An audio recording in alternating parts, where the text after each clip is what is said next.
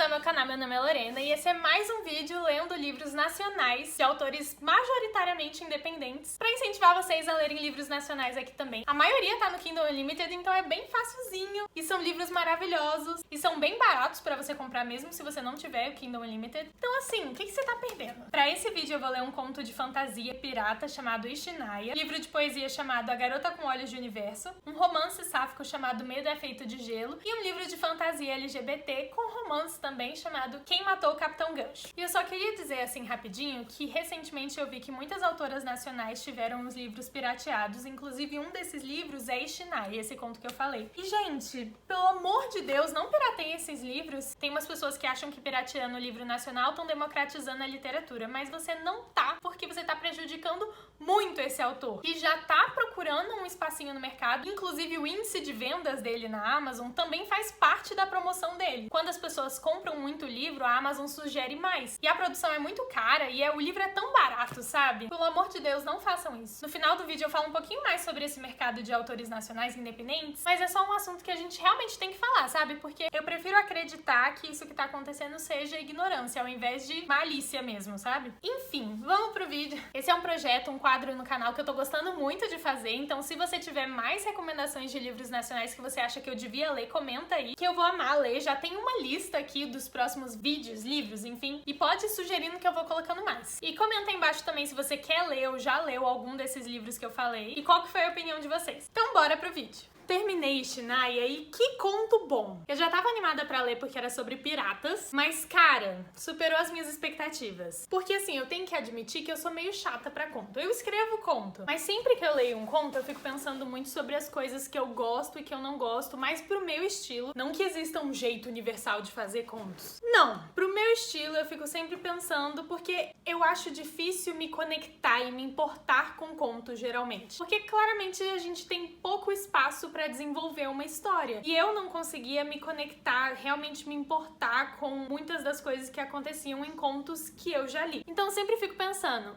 o que eu poderia fazer para escrever um conto que eu goste? E uma dessas coisas é saber desenvolver mundo, casal, personagens em poucas páginas de uma forma que faça sentido, que realmente instigue emoções. E Ishinaya é um conto que tem personagens, mundo e plot complexo. E é justamente por isso que eu fiquei embasbacada quando eu vi que a Malu desenvolveu isso tão bem. Coisas assim, um mundo totalmente complexo. E em poucas páginas eu tava lá, tipo, meu Deus, totalmente envolvida com o casal. Eu adorava as cenas do casal, achava tudo muito fofinho. E eu já falei que é sobre piratas, então a minha admiração pela Malu cresceu muito com esse conto. Mas enfim, a história é sobre uma princesa que mora em um reino em que o pai dela é um sem noçãozão. Ele é um rei autoritário que dizimou povos e é um cuzão até com a filha. E ele pretende casar ela com uma pessoa que ela não quer casar, não conhece. E claro, ela resolve fugir. Como que ela vai fugir? Com um navio de piratas. O rei contratou esses piratas para irem atrás de um rio chamado Ishinaya, que é uma fonte mágica que garante poderes para quem encontrá-la. E todo mundo acha que Ishinaya é um mito, mas a princesa tem razões legítimas para acreditar que é real. Então ela vai com esse monte de pirata na cara e na coragem atrás de Ishinaya porque ela quer ficar poderosa o suficiente para destronar o babaca do pai dela. Tô lendo Medo é Feito de Gelo. E que romance fofinho. Tá sendo uma leitura bem leve até agora.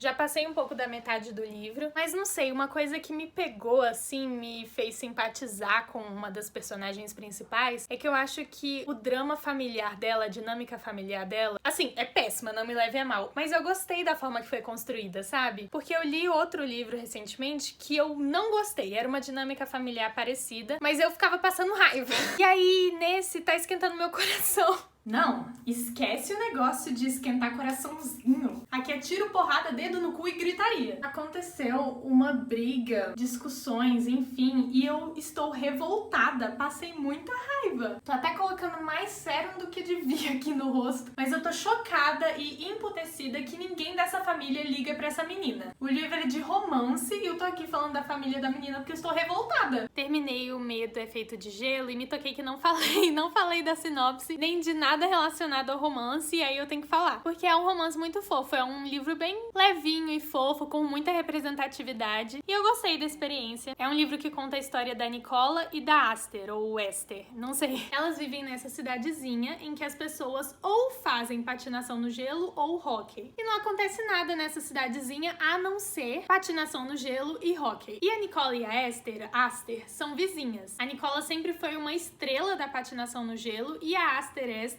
joga hóquei muito bem. Só que as personalidades delas são muito conflitantes, então elas nunca se deram bem. É um enemies to lovers. Até que a Nicola tem um melhor amigo chamado Harvey, que é um dos melhores personagens do livro, que sempre foi o parceiro dela em patinação no gelo. Só que, algum tempo atrás, ela sofreu um acidente e ela não pode mais patinar. E os dois contavam muito com essa dinâmica de dupla deles. Então, quando a Nicola parou de patinar, o Harvey também perdeu tudo. E agora ele não tinha mais uma bolsa na faculdade e estava acumulando uma dívida estudantil enorme. E a Nicola estava muito preocupada porque eles têm uma relação muito próxima, então ela convence ele a se inscrever em uma competição de patinação e usar o valor do prêmio para pagar essa dívida. Só que ele não tem uma dupla e precisa ser uma dupla que realmente seja boa, né, para eles ganharem, mas também que tenha química com ele. E ele escolhe a Esther Aster, que a Nicola não suporta. Mas isso faz com que elas duas tenham que aprender a conviver, já que a Nicola é quem treina os dois. E a história começa aí. O que é legal de representatividade? Todos esses personagens que eu mencionei até agora são negros. O Harvey é pan, a Nicola é bi e a Esther é lésbica. O que eu vejo é que, assim, apesar de tanto a Esther quanto a Nicola terem capítulos que contem o ponto de vista delas, a Nicola tem um foco um pouco maior. Aprofunda mais na família dela, nos sentimentos dela, na vida dela. Um pouco mais do que na Esther. E aí, as resenhas negativas que eu vi sobre esse livro foi de pessoas que não gostavam da Nicola. Então, cansavam um pouco da Nicola e acabavam cansando do livro. Mas, pra mim, esse foi um dos pontos mais altos do livro. Porque eu gostei. Mas, nossa, que raiva que eu passei com essa família.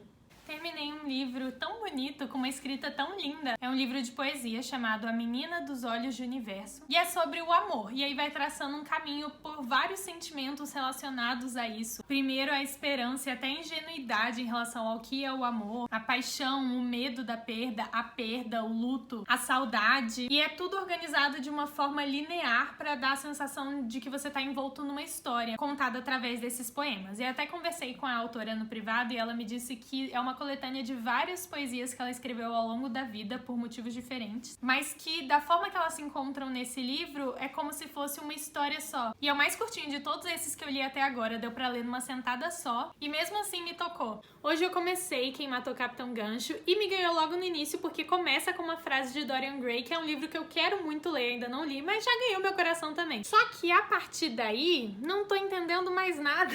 Tipo, eu tô entendendo. Eu não tava entendendo o mundo, as pessoas têm poderes, mas eu não tô entendendo como a lógica por trás dos poderes e do mundo funciona. Mas também tudo bem, porque pode ser a pegada do livro. Tá me dando muito uma vibe como se Caraval se misturasse com Os Garotos Corvos em um romance aquileano entre dois garotos. A história gira em torno de um garoto que sempre admirou muito uma trupe de circo do Peter Pan. E o pai dele trabalhava nesse circo como atirador de facas e ele era conhecido como Capitão Gancho. Só que o pai dele nunca teve uma relação próxima com ele, eles se viam quase nunca, e o pai dele nunca deixava ele ir no circo, saber das coisas do circo. E ele acabou sendo criado nas ruas, enfim. Até que o pai dele aparece morto, provavelmente assassinado por envenenamento, lá nesse circo. 8 anos depois, esse garoto, filho do Capitão Gancho, quer se vingar, porque ele tem certeza que foi o Peter Pan que matou. Então ele começa a investigar, porque ele quer descobrir a verdade por trás e incriminar o Peter Pan. Ok, isso era o que eu sabia antes de começar a ler o livro, mas eu não sabia que realmente tinha mágica por trás. Esse menino, filho do Capitão Gancho, ele tem poderes. E aí os meus neurônios estão me faltando agora nessa parte, mas ainda tem um longo caminho pela frente.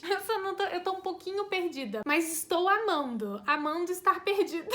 Meu Deus, sabe aquela cena que tem alguns enemies to lovers que daí os inimigos estão lá e aí eles veem, tipo, as feridas emocionais do passado um do outro e aí eles ficam, tipo, quem fez isso com você? Não tem em todos, mas teve uma cena agora que, tipo, é muito parecida com isso, é uma variação.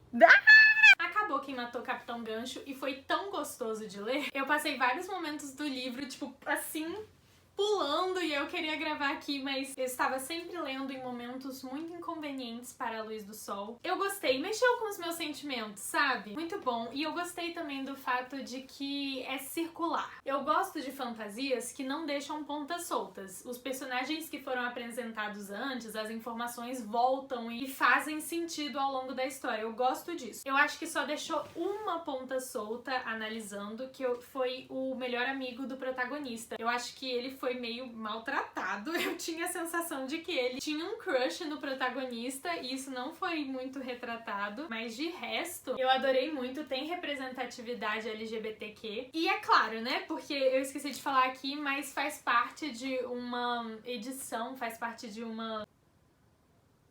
Que é isso, gente? A few moments later. É uma proposta chamada Abraqueerdabra, com releitura de contos de fada fantásticos LGBT. E eu achei essa ideia maravilhosa. Foi um projeto, é isso que é, feito justamente para mudar a categoria de livros LGBT da Amazon, que estavam sempre relacionados a hot e livros com pouco cuidado para edição. Então eles fizeram esse projeto com a Associação Boreal e eu adorei, quero ler mais livros desse projeto. Enfim, voltando para esse livro específico, eu fiquei tão animada para ler o livro real do Peter Pan que eu só vi o filme, né, o desenho. E eu também agora quero muito ler um livro que eu quase comprei na Book Friday, mas resolvi ler no Kindle mesmo, chamado Tiger Lily, que também é uma releitura de Peter Pan.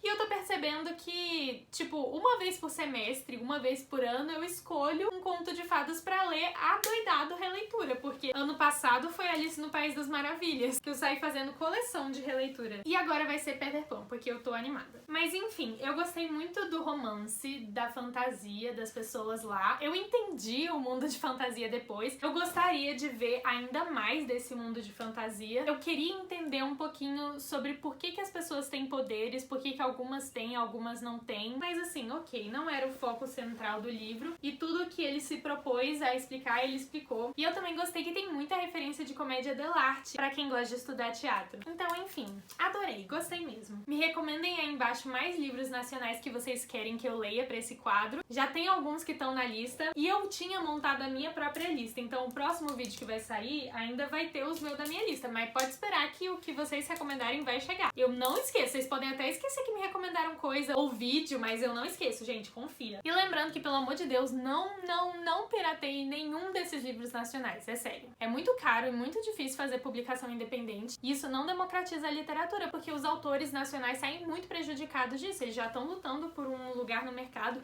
Essa proposta de vídeo é justamente para vocês conhecerem mais livros nacionais e ajudar esses autores independentes. Então, por favor, se vocês quiserem ler, comprem ou assinem o Kindle Unlimited. Pra você ter noção, tipo, os livros são bem baratos. Assim, curiosidade aqui falando, os livros já são bem baratos pra você comprar. Mas quando você assina o Kindle Unlimited, os autores recebem 1 centavo por cada página lida sua. Então, tudo isso é uma quantia pouca pra pagar o quanto é caro, né? Tipo assim, a gente paga diagramação, revisão, capa, tem gente que paga leitura sensível, leitura beta. Enfim, me contem aí o que vocês querem ver aqui mais no canal. E vamos conversar, que pode comentar que eu respondo todos vocês e eu fico muito feliz. E até a semana que vem.